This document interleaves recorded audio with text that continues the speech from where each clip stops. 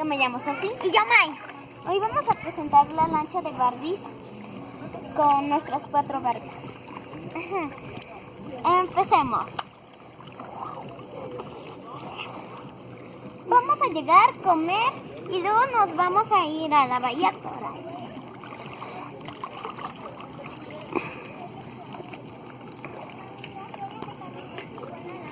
Dicen que hay un buen restaurante por aquí, pero que está vacío. ¿Pero qué tiene? Igual nos podemos meter.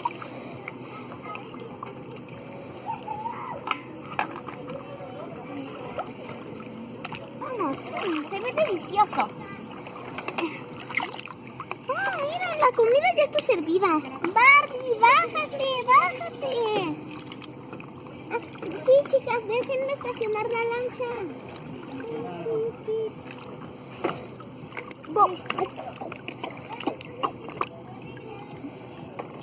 ¡Totopos! ¡Hot dog!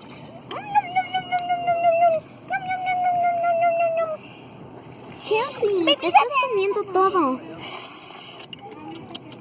Pues es que quiero ir muy rápido a la alberca. ¡Adiós, Barbie! Ya me voy a chapotear. ¿Ok? ¡Qué rico! ¿No me vas a decir ninguna precaución? Pónganse bloqueador. Ok. Y esperen un ratito en lo que les ponemos bloqueador. ¡Ay, rayos! Ok, bloqueador. Listo. Ahora. ¡Listo! Hace mucho sol. ¡Libertad! ¡Es súper! ¡Muy súper! ¿Quieres hacer una competencia de a ver quién sale primero del agua? ¡Sí!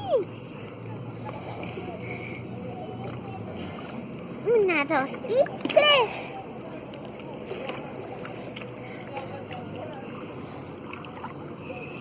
¡Yo salí más rápido!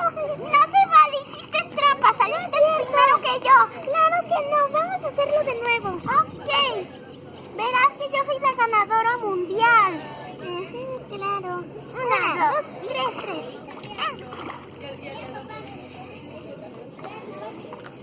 ¡Uy! ¡Gané! ¡No se vale, tramposa! ¡Cierto! Salí al mismo tiempo que tú. No es cierto. Adiós.